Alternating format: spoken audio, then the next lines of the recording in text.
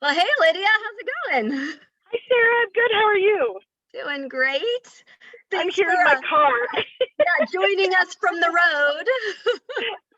It's been a busy day already, but we have a lot to talk about today. So why don't you get started on your numbers and your data? Perfect. Sounds great. Thank you. Yeah, like Lydia said, there's just a lot going on in the world of forbearance, delinquencies, demand, all this fun stuff. So we have made some good news, some progress in regards to forbearance and delinquencies.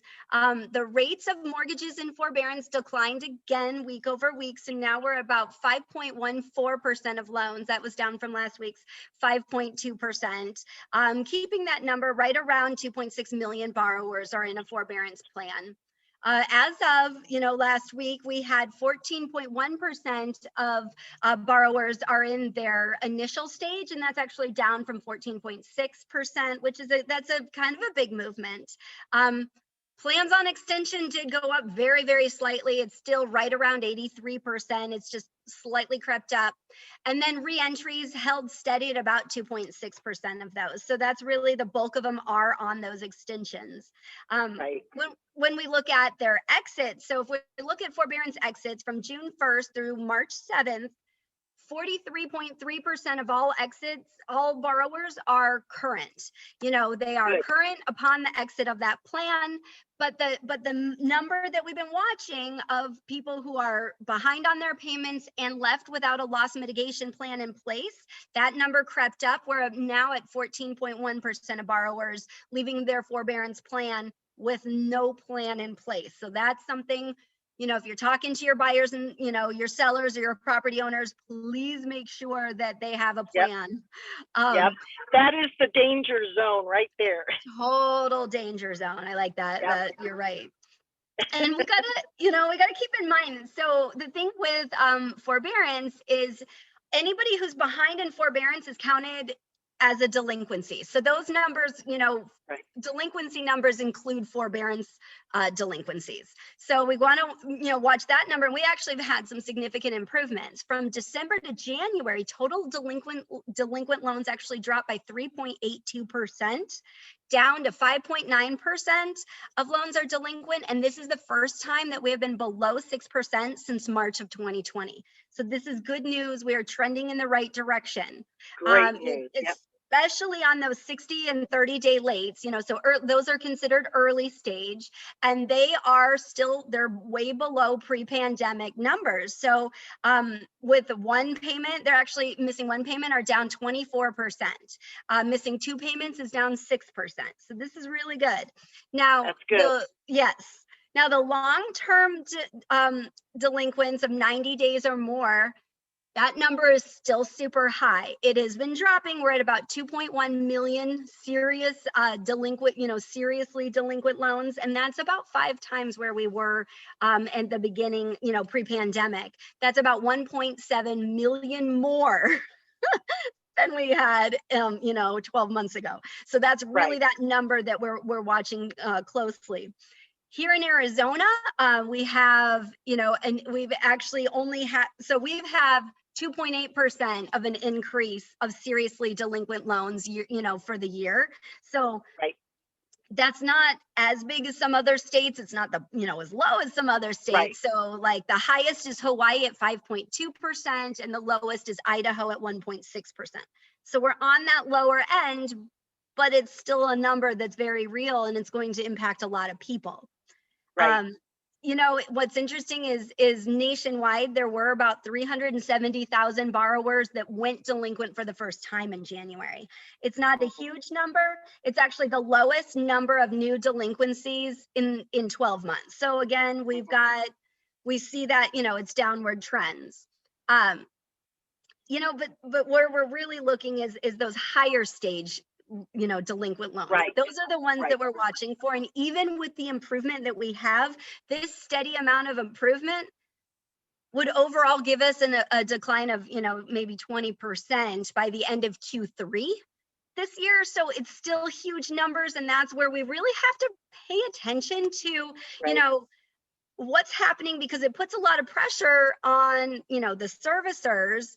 And we also need to have, things to help protect the borrowers. So what do we Right. do? How, you know, and we don't want to eat up all of the borrowers' equity positions. So we need to find a way to, you know, walk the fine line in providing, you know, what we just talked about, the protections, Yep. but also, you know, equity. And so Right. you know, we always are saying, hey, pay attention to the timelines, but the timelines are so confusing. And so what we do know is if somebody is struggling to make their payments and they want to get into a forbearance plan, they have until June 30th, 2021. Now, if they're currently in a forbearance plan and entered on certain timelines, they have certain amount of extensions, and it's all based on loan types. So we will go ahead and post the different ones for the different loan types. It's just one of those things. It is very confusing, and it's confusing for the servicers. It's confusing for the borrowers. So if people are and I think what's interesting about this particular extension is all the extensions before this have been very cut dry. You know, if you're in a forbearance, you've got till this time. If you're in a forbearance, you've got till this time. But this particular extension is very much, it's more confusing, and it depends on when you were in your forbearance or if you're in your forbearance. And it also depends on the loan type that you have. So it's getting more convoluted, and people need to understand that it's a case-by-case situation. For sure. For Yeah. sure. And as people are, you know, figuring out what their plans are, and you want to look at the market, we've talked about our crazy low inventory. We've talked about the increasing appreciation. Everybody's got equity, which is great. But we also have to, you know, keep in mind everything, you know, nothing stays this way forever. And we are in, you know, this is not a sustainable market. We will have inventory rise. We will have demand decrease. And we're actually having that now. Last week, nationwide was the first week we didn't have a massive week over week inventory decline for the first time in a year. We know here locally in Arizona, demand is dropping faster than inventory. So, and we're even, you know, we're seeing some of these things happening, and it's really hard because as a seller, if you get 50 offers, great, then you don't notice that it's very different when now you're getting only 20 offers. Or, you know, Lydia was even saying, like, what if you go from 15 offers to 3 offers? 3 offers is still a multiple offer situation. Yep. And, you know, so many sellers are used to hearing above asking. And yes, we will probably continue above asking as long as we have these multiple offers. But, you know, we've heard about certain places. I mean, I heard in California, 500,000 over asking. Yeah, you know, it's here crazy. it's, you know, I've heard about 100,000 over asking here, and that is just, again, mind blowing. But, you know, you really think about if you're considering putting your house on the market, you know, it's easier to sell it when you have less competition. Right. And people need, I think that for the sellers and the buyers, they both need expectations. So, you know, there was an agent in my office that had a listing at 340. They had 2 offers. They accepted the lower offer, which was 260 versus it was 340. The offer they took was 360, but there was a higher offer that was 380. And the reason why they didn't take that offer was because, quite frankly, it was a conventional financing, and the homeowner or the buyer didn't take the appraisal contingency off, and they know it's not going to appraise for that 380. So, you know, I think when you're talking to your buyers and sellers, or we as agents, when we are talking to our buyers and sellers, we really need to put those expectations in place. Yes, it's still a seller's market. Yes, there's still a demand, but you might only get a few offers versus the multiple offers you get. So, and prices are, I mean, and this doesn't mean prices are dropping. Prices are increasing. They just will be increasing at a slower pace. Rate. Which is good, which we need. You know, 20% appreciation is excessive. And, you know, it hurts the borrowers. And I know, Lydia, I mean, we're talking about costs and things. And Lydia, you know, we were just talking about there's some not hidden costs, but extra costs. Yes. So when somebody's going through a forbearance, what I think the general public doesn't understand is they don't understand, well, many of them don't even think that they need to pay that back, which that's not true. It is a loan. They still have to pay that back. But what the concern is that they don't realize that there are fees that go along with that, because the servicer or the bank is still making the taxes and the insurance payments, because Yes. those are two things that they have to pay.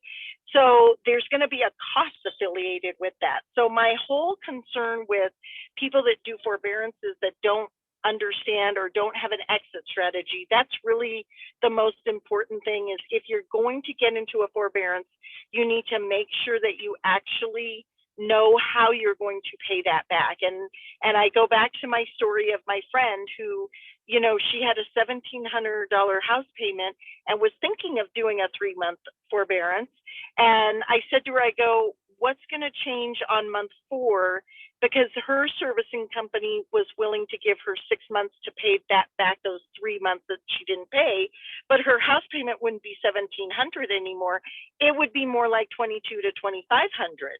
So now for 6 months, she's having to pay $20,000 to $25,000 or $2,500 every month. So when you are looking at not making your house payment, you have to really think, what's it gonna cost me, and is it gonna even benefit me? The other thing is the more that those fees come into play, the less equity somebody has. So I go back to 10, 12 years ago. I know we're in a different market, but people were using, people back then were using their 401k plans to keep themselves in the market or to keep their houses. But then they ended up short selling them or foreclosing on them anyway, and they lost their retirement. So that's the one thing we don't want to see, is we just don't want to see people lose, you know, the equity or their retirement and get fees, because there will be a lot of fees with this. I was on the phone yesterday with one of my asset managers, and she did reiterate to me that they are going to be foreclosing as soon as they can. They know that the inventory is low. They know that they can get top dollar for these properties, but really, when it comes down to it, we had this last week. They extended it to the end of June, but you know, there's going to be fees along with that, and the asset companies are prepaying these fees, whether it's bank or whether it's a servicing company. So they really do. They're going to want their money back. And you have mentioned in the past, Sarah, that slowly but surely the federal government is buying these mortgages. And let me tell you, I'm not trying to be political, but there's a lot of programs that are coming out, and somehow they're going to have to be paid for. So I will tell you that these fees are going to be attached to these loan mortgages, because just because they are. So when we just need to be a little more cautious about, should we get into a forbearance? If we are, what is that going to cost me? And you have to analyze, is the cost outweigh having, you know, maybe doing something else? Maybe, you know, maybe getting a renter in your house for a little while on a temporary basis to help you make the house payment. Maybe selling the house now and getting as much equity out, because we don't have a lot of sellers right now. So maybe that's one option, and renting for a little bit.